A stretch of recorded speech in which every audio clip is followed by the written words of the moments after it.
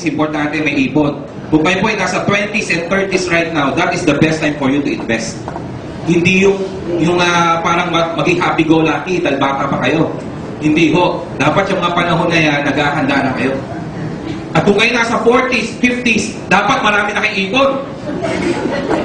Kasi kung wala, kawawa kayo. Lalo na kung yung mga anak nyo nag-asawa na. Kasi iba naman ang talagang sinasabi na lang, ang aking yaman ay aking mga anak. Oo nga yun, okay naman yun. Kaso problema, paano yung anak mo nag-asawa na? O di syempre, priority niya, asawa niya na. Yung pamilya niya, may sarili na siyang pamilya.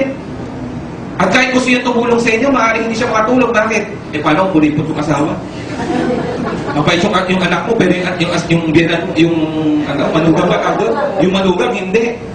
Kaya dapat may sarili tayong savings. Diba? Kasi it gives us peace of mind. Yung tao daw walang savings, malalaman mo sa unang tingin pa lang. Oo. Alam niyo yung nakikita daw doon?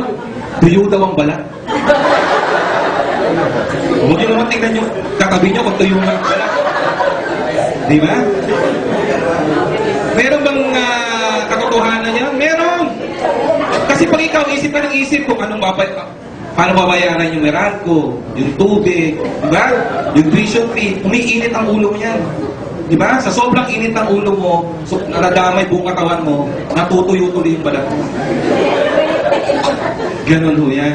Pero kita nyo mga mayayaman, flawless. Diba? Flawless! Wala yung punta kay Dr. Bello, papunta yung punta kay Pai Kalaya. Kasi nga may pera. Tama? Pero pag walang ipon, wala. Kaya dapat meron ho tayo yan. Inakasal natin yan. Kasi, kailangan natin itong mga bagay na to. But the problem is, I'm sure lahat ko gusto nyo. Gusto nyo ba nito? Ang tanong, dito sa mga pangarap natin na to, ilan na dyan ang natupad? When was the last time you dream? And when was the last time you achieve your dreams? Kasi pag nangarap daw dapat, within 5 years na-achieve. Pag hindi siya na-achieve within 5 years, meaning to say, may mali tayong ginagawa. Mali yung mga pamamaraan natin. Dapat baguhin. Tama po? Kasi kung hindi tayo, wala tayong gagawing paraan, yung resulta will always be the same. Tama ba yun? Yes. Kaya dapat, tingnan, pag-aralan, kung ano yung ginagawa natin, kung meron bang natutupad. Katulad ko, nung ako po'y graduate from college as a nurse, pinumpit ko yung pangarap ko. And it amounted to about 25 million. So, yan yung pangarap ko. Wow! Sabi ko, 25 million na. Paupo ako ng mga pangarap ko. Ang problema, nung sinubukan kong abutin yung mga pangarap ko, ilang taon nang nagdaan, hindi pa rin. Kasi, lalo na sa panahon ngayon, for us to achieve our dreams, you need to have big income. And what do we mean by big income? Sa isang simpleng buhay, sabi ng Dole, dapat kumikita ang bawat a month. Kung kayo po hindi kumikita ng 50,000 a month, hindi simpleng buhay yan, komplikadong buhay yan. Diba? So, ibig sabihin, if we're not earning that much, we are below poverty line.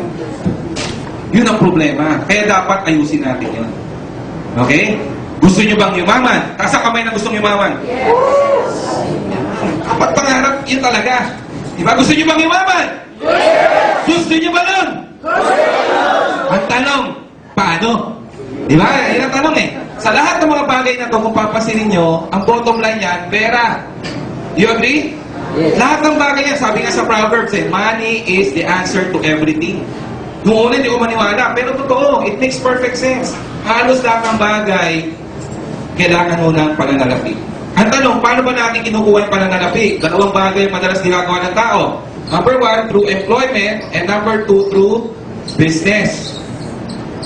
Question, between the two, nasa ba ang pera? Employment or business? Business. Business. Pero ba't maraming tao nandito? Either wala silang choice, o kaya they have a wrong mindset about business. Tama? Sa employment, sino mga empleyado ulit dito? Taas ang kamay. Okay, don't get me wrong, I have nothing against employment because I myself was an employee for more than 8 years. Nag-work pa ako sa America for 2 years. Pero nung na-realize ko, hindi ko kaya kumain yung 25 million, nag-isip-isip na rin ako, gumawa ko ng ibang choices. Okay? Tingnan natin kung kaya bang kuhanin yung mga pangarap natin through employment. Assuming kayo po ay nagtrabaho at the age of 20 at nag-retire at the age of 60. That's the assumption. 20 to 60. Hindi ho kayo nawalan ng trabaho. At kayo po'y nagtatrabaho ng 8 hours a day for 7 days a week. Hindi kayo, wala kayong day off. Okay?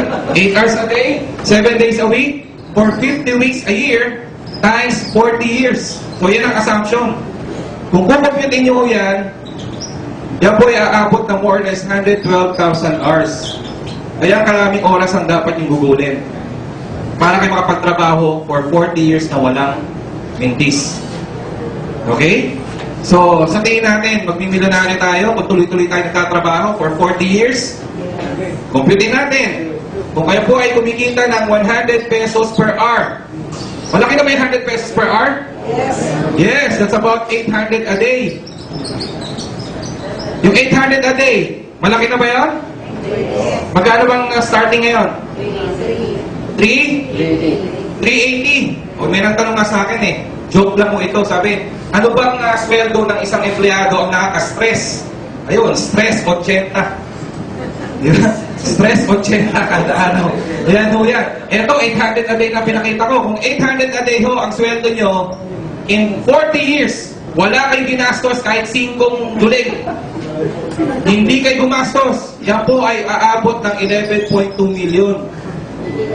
Milyonaryo na ba? Kung wala kang ginastos. Hindi ka nga kumain yan eh. Hindi ka kumain yan. Kasi lahat ng sweldo mo diretso sa ipon eh. Hindi ka nga nagpapagupit. Hindi ka naliligo. Wala kang ginagastos. 11.2 million. Well, obviously, sa ganitong computation, alam natin na hindi ho yan ang totoong nangyayari. Di ba? Kasi pansinin nyo, yung sumisweldo ng 15 mil, ito totoo. Yung sumisweldo ng 15 mil, pansinin nyo, ang gastos niya 20 mil. Tama ba yan? Yung sumisweldo ng 30 mil, ang gastos 35. Laging mas malaki yung gastos kaysa sa income. Huwag nyo na hong i-ano yan, totoo yan. Kasi sa panahon ngayon, ang sweldo natin ito, ang gastos ito. Over the past 20 years, halos di naman tumaas ang sweldo ng tao eh. Pero ang gastos every week, every month tumataas. Kaya, no wonder, maraming tao, 20 years na nagtatrabaho, wala pa rin ito. Di ba? Kasi, kulang na kulang yung kanyang kinikita versus dun sa mga pang-araw-araw na gastusin niya. That's the reality. Kaya ano nangyayari? Yung pangarap, wala. Minsan kinakalimutan na lang. Kasi sabi nga, when reality sets in, yung bahay, wala. Nauwi sa renta. Di ba? Nung bata, as ang pangarap, tumanda. Naging realistic daw. Yeah, renta na lang. Yung kotse, anong kotse? Commute. Di ba? Sana kung maganda ang transportation system natin, eh hindi naman ho ganun maganda pa. Yung travel, we cannot simply afford. Di ba? Ano ba naman yung, at least, every 6 months nagka-travel.